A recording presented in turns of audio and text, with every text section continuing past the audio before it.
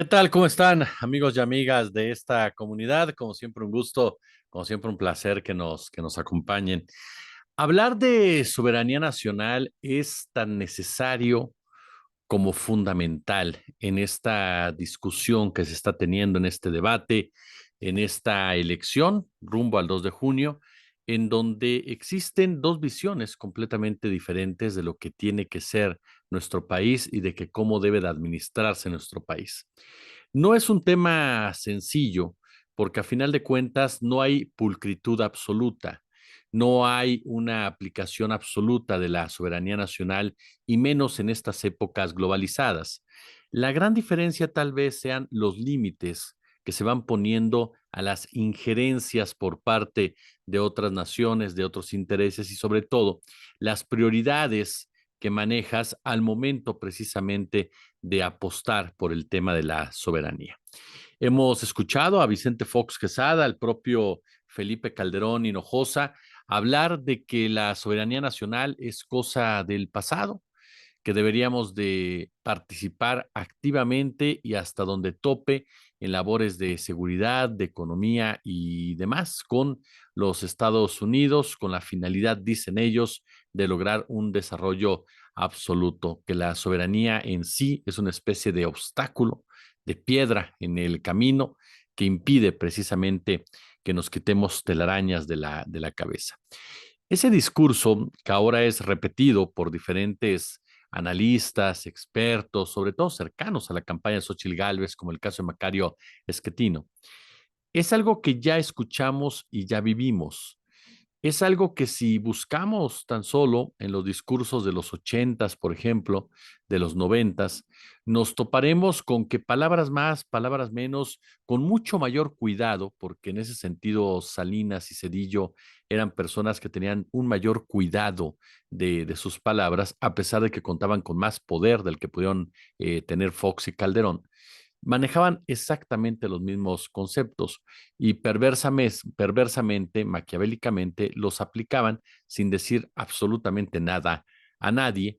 Y como no había nadie que pudiera impedírselos, ¿no? Porque la impoluta Suprema Corte de Justicia, que siempre ha gozado de la separación de poderes, no hacía absolutamente nada. Las cámaras eran totalmente, pues sí, había por supuesto oposición, habían voces discordantes con el salinato, con el cedillato, pero en realidad, ¿no? En realidad, la alianza PAN y PRI, pues facilitaba muchas de estas reformas profundas.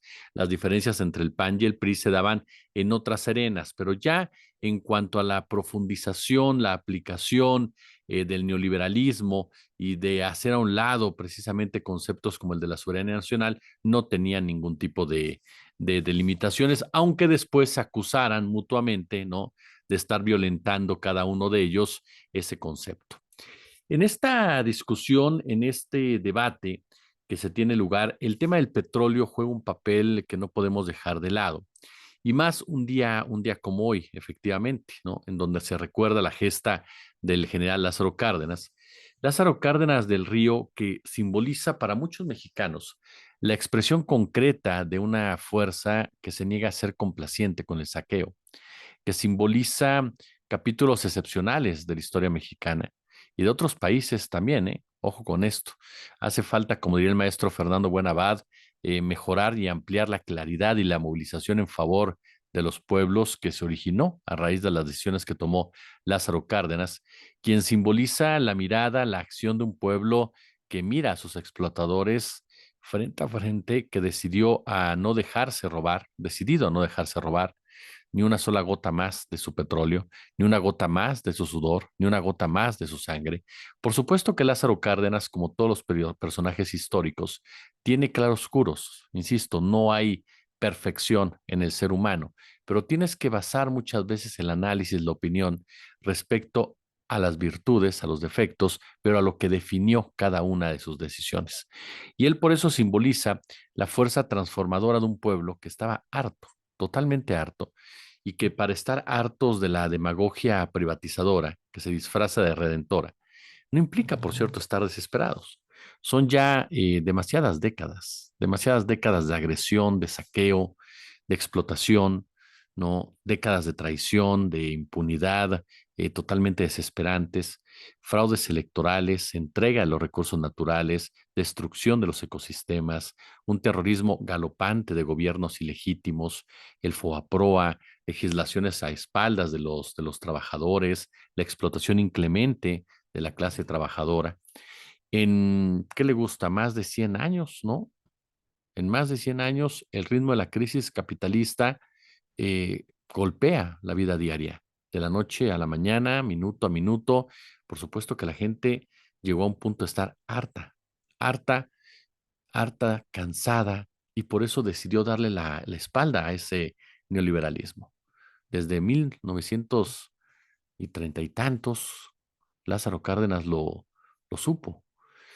Estamos hablando que es un personaje clave para entender, no tanto como una simple figura en un billete o un póster o una estampa, sino por lo que realmente simboliza Lázaro Cárdenas y que más de 80 años después continúa siendo el debate no solamente en México, sino a nivel internacional. Ese debate entre el humanismo, el nacionalismo, el neoliberalismo. Y en este sentido vale la pena, por supuesto, revisar y checar las propuestas, las declaraciones que hacen las candidatas a la presidencia de la República. Yo me quiero centrar en Xóchitl Gálvez, porque Claudia Sheinbaum mantiene esta continuidad con lo que ha generado Andrés Manuel López Obrador, incluso profundizando en temas importantes como es la energía solar, las energías alternas, sin descuidar, por supuesto, lo que es petróleos mexicanos, lo que es la generación de petróleo. Y no vamos a encubrir que financieramente Pemex es una empresa que desde hace mucho tiempo tiene severos problemas y muchos de ellos provocados por las propias administraciones. Felipe Calderón tuvo la enorme posibilidad de sacar a Pemex de sus problemas financieros gracias al precio del petróleo que tuvo en su época y sin embargo no lo quiso hacer. Enrique Peña Nieto se dedicó a quebrarla en toda la extensión de la palabra, siguiendo esta estrategia iniciada de manera ya mucho más profunda, mucho más cínica con la docena trágica panista. Pero a más de 86 años, o a 86 años para ser exactos, ¿no? Desde 1938, estoy en lo correcto, hasta la fecha, a 86 años de la expropiación petrolera. Xochitl Gálvez advirtió que Pemex debe comenzar la transición energética y seguir el camino de la modernización que han emprendido las empresas petroleras de todo el mundo. A mí lo que me llama mucho la atención es que Xochitl cambia su discurso de este tipo de temas fundamentales de un día para otro. Me da la sensación de un enorme oportunismo, de una enorme desorganización, en donde uno trata de quedar bien con todos, dos, plasma ideas que ni siquiera ella tiene muy claras, y tres, en cuanto ve las reacciones, intenta arreglar el asunto porque a final de cuentas lo que ahorita le interesa es ganar votos. Esa es la realidad. Y más que nada porque sabe que su plan de gobierno o su diseño de gobierno, pues es exactamente igual a lo que teníamos antes del 2018. Xochitl dice, no podemos quedarnos a vivir de la gloria de Pemex. Bueno, eso es exactamente lo mismo que dijo en su momento Salinas, que dijo en su momento Cedillo, que dijo Fox, particularmente Fox y Calderón.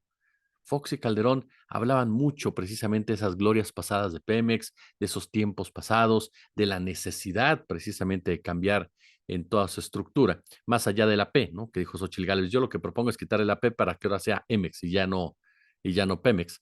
Y reitero, Peña Nieto llevó a cabo una acción que tenía toda la idea, toda la intención de arrebatar el petróleo del control de nuestro país y que fue detenida con la reforma de López Obrador, que ahora los señores de la Suprema Corte de Justicia y las señoras, pues decidieron echar para atrás. Xochitl Gálvez ha lanzado propuestas sumamente improvisadas al respecto. Una de ellas, y que fue la que generó mucha más molestia, sin duda alguna, tuvo que ver con el de las refinerías.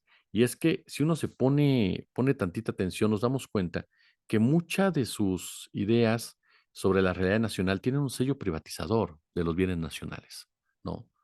Esa es la realidad. Yo recuerdo muy bien esta declaración en donde con la intención de ganar este aplauso fácil de su concurrencia, pues habló de que cerraría las refinerías, ¿no? Obviamente Cadereyta en Nuevo León, Tampico en Tamaulipas, aun y cuando no hay refinería en Tampico. Y que esto le generó incluso que un alcalde panista le dijera, aquí no se va a cerrar absolutamente, absolutamente nada. Pero sobre todo, la crítica más constante, más dura fue la que tenía que ver con que cerrar las refinerías, porque dice ella que nuestra gasolina, que nuestro petróleo no sirve para refinar, que nuestra gasolina no sirve para nada. No, es entregar la soberanía energética, es depender de otras naciones precisamente para que tú puedas funcionar. Eso es sumamente grave porque nos damos cuenta del entreguismo, por supuesto, que tiene la señora Xochitl Gálvez y que debería de ser algo que nos pusiera sobre todo en alerta. Insisto, cada quien es muy libre de pensar lo que quiera. Y por supuesto que habrá gente que considere que esa debe de ser la manera. Ahí está el tío Richie y otros empresarios que dicen o piensan que el Estado no sabe administrar y que por lo tanto no debe de tener el control de ese tipo de industrias claves y que eso debe pasar a las manos privadas. Los panistas quienes abiertamente han dicho que debe ser Estados Unidos quien nos venda la gasolina u otros países y nosotros simple y llanamente dedicarnos a otras actividades, a pesar de ser un país que tiene yacimientos y que tiene refinerías y demás, y que durante décadas ha estructurado mucha de su economía, a pesar de los pesares, en torno precisamente a la generación del llamado oro negro. Además de que es una enorme contradicción a nivel internacional, porque Xochitl Gálvez habla de vender las refinerías, ahora ya habla no de privatizar Pemex como lo dijo en un principio, sino de modernizarlo. Cuando en el resto del mundo potencias están empezando a cerrarse cada vez más en el ámbito de los hidrocarburos, en el ámbito, por supuesto, de los recursos naturales, porque se dan cuenta de lo que viene y saben perfectamente que el nacionalismo es clave en todo ello, no perder un ápice de control de tus recursos naturales, de tu sector energético y demás para enfrentar cualquier crisis que pudiera derivarse, porque depender de otras naciones simple y llanamente se llama venderte en toda la palabra y entregar tu país. Xochitl Gálvez, cuando fue legisladora, presentó iniciativas que reforzaban a los órganos reguladores creados por las reformas energéticas neoliberales como un modo de oponerse a la reforma energética que impulsó el gobierno federal. Y siempre mostró una enorme preocupación hacia los inversionistas, pero muy poca empatía en torno precisamente a los beneficios para el país o en su manera más clara de hacerlo a favor del concepto de la soberanía.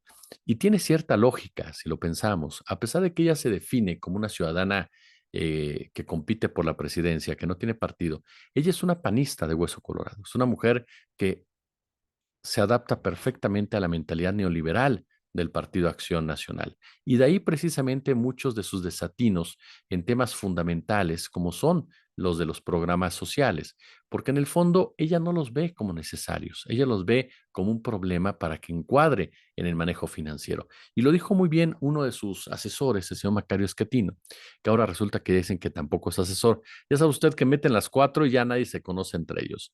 Bueno, Macario Esquetino, que abiertamente dijo que no alcanzaban pensiones para todos y punto, mostrando nuevamente esa postura por parte de estos analistas y economistas que durante muchos años se situaron como las palabras sonantes y constantes y sonantes en los medios y que siempre despreciaban al mexicano y mexicana de a pie, que jamás buscaban ponerse en su lugar y que a final de cuentas para ellos lo más importante es que uno más uno tiene que dar dos a pesar de que sacrifiques al 80% de tu población y que mientras los macroindicadores estén bien, lo demás sale sobrando. Esa es la versión, no solamente de un asesor como Macario Esquetino, si me lo permiten, sino de hombres como el señor José Ángel Gurría o el señor Ildefonso Guajardo, quienes son precisamente quienes definen la política económica de Xochitl Gálvez y que fueron personajes claves en el de intento de desmantelamiento de petróleos mexicanos y de su privatización. Por lo tanto, cuando Gálvez habla precisamente de la soberanía energética,